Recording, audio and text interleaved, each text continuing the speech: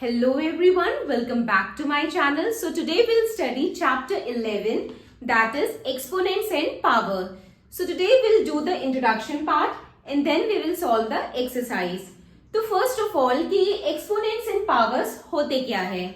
Suppose करिए आपके पास कोई number है like 2 और उसके ऊपर लिखा है ये 4, ठीक है? तो यहाँ पे हम इसको कैसे रीड करेंगे, हम इसको क्या पढ़ेंगे? हम इसको बोलेंगे 2 रेज टू द पावर 4, ठीक है? इसे हम क्या बोल सकते हैं? 2 रेज टू द पावर 4. यहाँ पे 2 हमारा क्या है? बेस है एंड 4 हमारा क्या है? एक्सपोनेंट है. ओके, 2 हमारा बेस होगा एंड 4 हमारा एक्सपोनेंट होगा, ठीक है? और इसी 2 टू द पावर 4 को, 2 रेज टू द पावर 4 को हम क्या कहते हैं? Exponential form. इसी फॉर्म को हम कहते हैं एक्सपोनेंशियल फॉर्म. और 2 टू द पावर 4 को हम क्या लिख सकते हैं? 2 टू द पावर 4 को हम 2 इंटू 2 इंटू 2 इंटू 2 ऐसे लिख सकते हैं, ठीक है? तो ये हमारा क्या हो गया? ये एक्सपैंडेड फॉर्म हो गया. 2 टू द पावर 4 मीन्स कि 2 जो है वो 4 टाइम्स मल्टीप्लाई हो रहा है, ठीक है? लेकिन ये हमारा क्या है? ये एक्सपैंडेड फॉर्म है और ये हमारा क्या है? एक्सपोनेंशियल फॉर्म है, ठीक है? ये एक्सपोनेंशियल फॉर्म कह सकते हैं आप और ये स्टैंडर्ड फॉर्म कह सकते हैं, ठीक है? सॉरी, ये एक्सपोनेंशियल फॉर्म है और ये एक्सपैंडेड फॉर्म होगा, ठीक है? तो आपको अगर कोई नंबर दिया है, ठीक है, अब कह दिया जाए कि उसका एक्सपोनेंशियल फॉर्म निकालो, ठीक है? लाइक मैं एक नंबर ले रही हूं 256. अब आपको इसका एक्सपोनेंशियल फॉर्म बताना है, तो हम क्या करेंगे? पहले इसका हम प्राइम फैक्टराइजेशन करेंगे 256 का. तो क्या आएगा?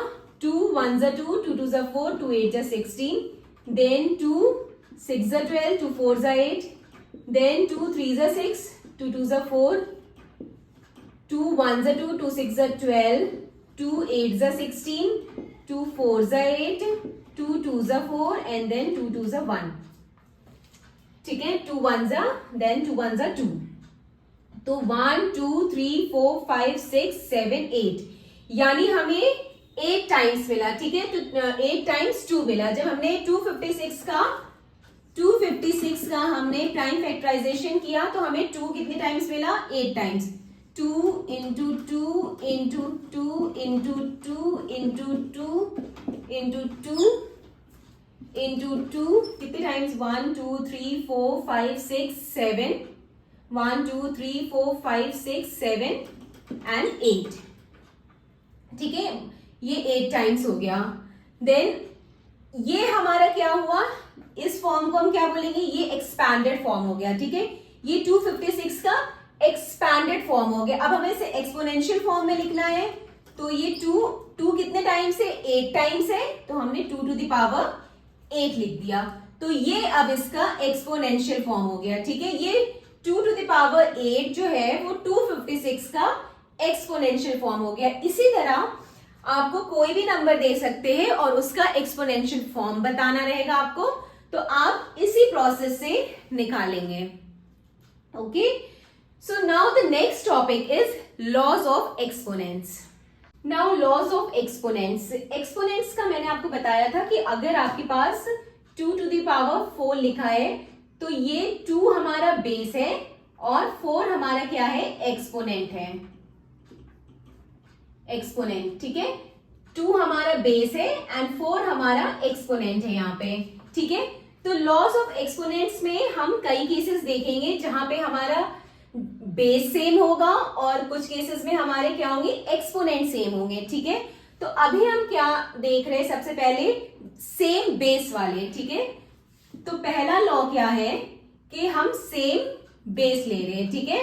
बेस सेम है, ठीक है? पावर्स डिफरेंट है. इसका पावर m है और इसका पावर n है और ये दोनों मल्टीप्लाई हो रहे हैं, ठीक है? बेस सेम है दोनों के सेम बेस है, a है, और पावर्स डिफरेंट हो रहे और मल्टीप्लाई हो रहे. तो इस केस में क्या होगा? हमारा जो पावर है वो ऐड हो जाएगा, तो a m प्लस n होगा, ठीक है? बेस सेम है, पावर्स डिफरेंट है, तो इस केस में क्या होगा, पावर ऐड हो जाएगा। ठीक है, सपोज करिए आपके पास कोई नंबर है लाइक 2 टू द पावर 4, ठीक है, और ये मल्टीप्लाई हो रहा है 2 टू द पावर 2। ठीक है, बेस सेम है, पावर डिफरेंट है।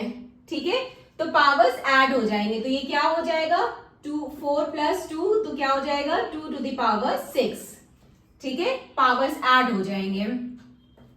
अगर मल्टीप्लिकेशन का साइन रहेगा बीच में तो। ठीक है, नाउ सेकेंड लॉ क्या है कि अगर a to the power m divided by a to the power n है तो ये हो जाएगा a to the power m minus n। ठीक है, यहां पे मतलब हमारा बेस सेम है, ठीक है, और पावर्स डिफरेंट है, लेकिन मल्टीप्लिकेशन का साइन हो रहा है। ये दोनों क्या, सॉरी, डिवीजन का साइन लगा है यहाँ पे। ठीक है, ये दोनों डिवाइड हो रहे हैं। ठीक है, बीच में ये दोनों डिवाइड हो रहे हैं, तो इस केस में क्या होगा, पावर्स सब्ट्रैक्ट हो जाएंगे। ठीक है, लाइक 2 टू द पावर 4 और बीच में डिवाइड लगेगा 2 टू द पावर 2। ठीक है, तो यहां पे क्या हो जाएगा, पावर सब्ट्रैक्ट हो जाएंगे, तो ये 4 माइनस 2 यानी 2 टू द पावर 2 हो जाएगा। Next, power of a power, power of a power. ठीक है, ये क्या होता है, अब अगर लिखा a raise to the power m and raise to the power n, अगर इस तरह रहेगा तो वो क्या हो जाएगा, इस केस में पावर मल्टीप्लाई हो जाएगा। ठीक है, ये हो जाएगा a m क्रॉस n। ठीक है, अगर इस तरह से आपके पास रहेगा, कोई नंबर होगा उसकी पावर होगी, देन उसके बाद उसके ऊपर एक और पावर होगी, तो दोनों पावर क्या हो जाएंगे, मल्टीप्लाई हो जाएंगे। ठीक है, लाइक आपके पास कोई एग्जांपल है, अगर ये 2 टू द पावर 3 है, ठीक है, 2 टू द पावर 3 है, देन इसके ऊपर एक और पावर आपको दे दिया, तो ये क्या हो जाएगा, इस केस में क्या होगा, पावर मल्टीप्लाई हो जाएगा, तो ये हो जाएगा 3 टू जा 6। ठीक है, a raised to the power n and raised to the power n is equal to the a raised to the power m into n। ठीक है, नाउ अब नेक्स्ट केस हम देखेंगे जिसपे एक्सपोनेंट्स जो है वो सेम होंगे। अभी हमने देखा था कि बेस सेम है, अब एक्सपोनेंट सेम है। फॉर एग्जाम्पल, अगर आपके पास है a, ठीक है, ये हमारा क्या है, बेस है, और एक b है। ठीक है, इसके पावर्स जो है वो सेम है। ठीक है, यहां पे हम देख रहे हैं बेस जो है वो डिफरेंट है बट पावर्स जो है वो सेम है। ठीक है, यहाँ पे एक्सपोनेंट जो है वो सेम है, तो ये क्या हो जाएगा, ये किसके इक्वल हो जाएगा, यहाँ पे इस केस में क्या हो जाएगा, a और b दोनों मल्टीप्लाई हो जाएंगे विथ कॉमन पावर। ठीक है, ये इक्वल हो जाएगा a into b to the power m। ठीक है, यहाँ पे बेस जो है वो डिफरेंट है और पावर्स जो है वो सेम है, यानी कि एक्सपोनेंट जो है वो सेम है, तो इस केस में क्या हो जाएगा कि a और b मल्टीप्लाई हो जाएंगे विथ कॉमन पावर m। ठीक है, a b raise to the power m। ठीक है, अब यहाँ पे सपोज करिए, यहाँ पे एग्जांपल्स भी मैं आपको बताती हूँ। 2 टू द पावर 2 है, ठीक है, और यहाँ पे मल्टीप्लाई का साइन लगा है। ठीक है, मल्टीप्लीकेशन हो रहा है 2, यहाँ पे मैंने लिख दिया 3। ठीक है, 3 टू द पावर 2। अब इस केस में देखिए बेस जो है वो डिफरेंट है बट पावर सेम है, यानी एक्सपोनेंट सेम है, तो इस केस में हम क्या करेंगे, 3 टू जा 6, ये दोनों मल्टीप्लाई हो जाएंगे, 3 टू जा 6 और पावर 2 हो जाएगा। ठीक है, तो ये क्या हो गया, 6 टू द पावर 2।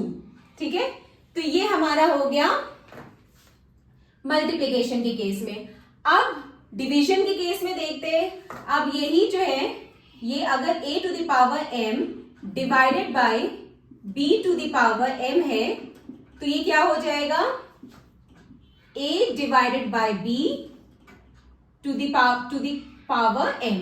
ठीक है, इस केस में क्या हो जाएगा, अगर a to the power m है divided by b to the power m है, तो ये क्या हो जाएगा, a divided by b to the power m।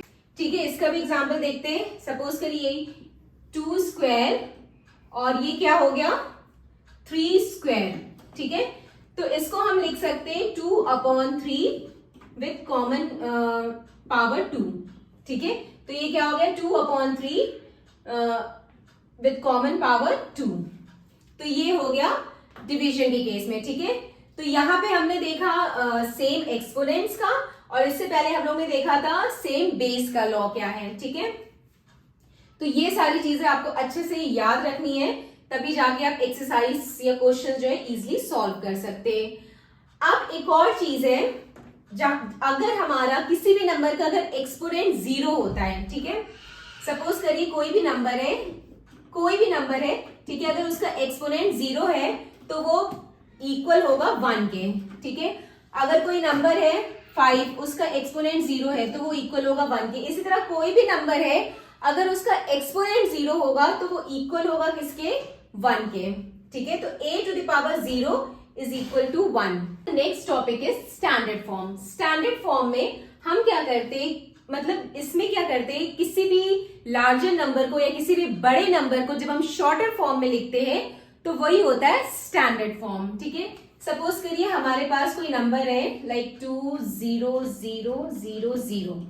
ठीक है, ये नंबर है। ठीक है, तो हम इसे क्या लिख सकते हैं 2 इंटू 1 2 3 4 5 1 2 3 4 5। ठीक है, इसे हम ऐसे लिख सकते हैं। अब ये 10 जो है इसको हम क्या कर सकते हैं, इसको 1 2 3 4 5 then 2 into 10 to the power 5 ये भी लिख सकते हैं। ठीक है, 2 इंटू 10 टू द पावर 5। तो यही जो है इस नंबर का स्टैंडर्ड फॉर्म है। ठीक है, 2 इंटू 10 टू द पावर 5 इस नंबर का स्टैंडर्ड फॉर्म है। मतलब ये काफी बड़ा नंबर था तो हमने इसको क्या किया, इसको शॉर्टेस्ट फॉर्म में लिख दिया, तो यही इसका स्टैंडर्ड फॉर्म है। ठीक है, अब ये तो इजीली हो गया। मान लीजिए आपको कोई नंबर दिया है लाइक 5900। ठीक है, अब ये एक नंबर है, अब आपको कहा जाए कि इसको स्टैंडर्ड फॉर्म में लिखो, तो आप क्या करेंगे, इसको तो आपने क्या किया 59 इंटू 100 किया, देन उसके बाद आपने 59 into 10 to the power square कर दिया, और आपने कहा कि ये स्टैंडर्ड फॉर्म है। तो ये स्टैंडर्ड फॉर्म नहीं है। ठीक है, स्टैंडर्ड फॉर्म में क्या होना चाहिए कि मल्टीप्लिकेशन से पहले एक ही डिजिट होना चाहिए। जैसे यहाँ पे मल्टीप्लिकेशन से पहले क्या था, एक डिजिट है। ठीक है, मल्टीप्लिकेशन का साइन है और इधर साइड एक ही डिजिट है 2, बट यहाँ पे डिजिट कितने हैं, 2 है। ठीक है, तो स्टैंडर्ड फॉर्म में जो डिजिट होना चाहिए मल्टीप्लिकेशन से इधर जो डिजिट होना चाहिए वो एक ही डिजिट होना चाहिए, बट यहाँ पे 2 डिजिट है, तो हमें इसे स्टैंडर्ड फॉर्म में पहले तो बनाना पड़ेगा। ठीक है, तो अब देखिए ये 59 इंटू 100 हमने लिखा। ठीक है, अब ये 59 को हम ऐसे भी लिख सकते हैं 5.9 इंटू 10। ठीक है, 5.9 इंटू 10 करेंगे तो हमें 59 मिलेगा, तो 5.9 इंटू 10 और उसके बाद ये 100 आ गया, तो ये क्या हो गया 5.9 इंटू 1000 हो गया, तो इसको हमने लिख दिया 5.9 इंटू 10 टू द पावर 3। तो ये इसका स्टैंडर्ड फॉर्म हो गया। ठीक है, सो ये 5.9 into 10 to the power 3 is the standard form of 5900। ठीक है, तो इस तरह से आप लोगों को स्टैंडर्ड फॉर्म निकालना है। So this completed the introduction part. Now we will solve the exercise in the next video. Bye bye. Take care.